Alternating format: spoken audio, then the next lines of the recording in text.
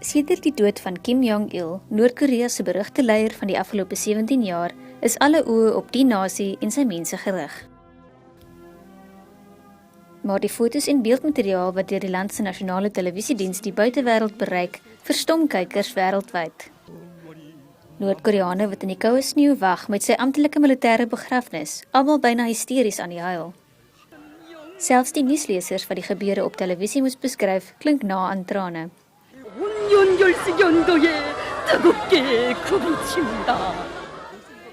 Kan dit waar wees?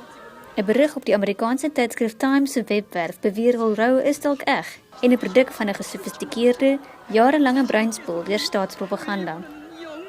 In Noord-Korea sal die media jou immers vertel dat alles wat goed is in die land aan Kim Jong-il te danke is. Noord-Koreane wat na Suid-Korea vlug, vertel egter 'n ander verhaal.